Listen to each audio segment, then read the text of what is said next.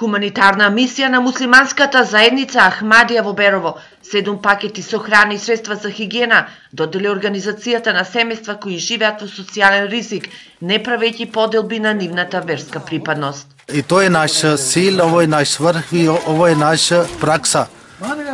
Тако ми помаѓамо луѓима.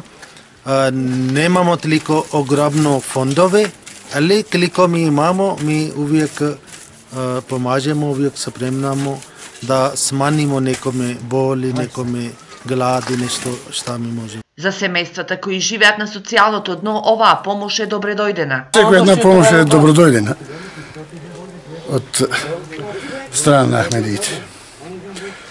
Јас ја познавам таа организација. Таа е хуманитарна организација. Таа секаде го дели тоа дека е потребно. Јас да ти кажа, тоа е убав за нас. Отеле му, тој е болен. Пример, социјалка нема, не може да работи.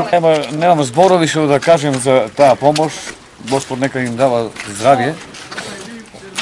И многу голема благодарност до таа хуманитарна помош.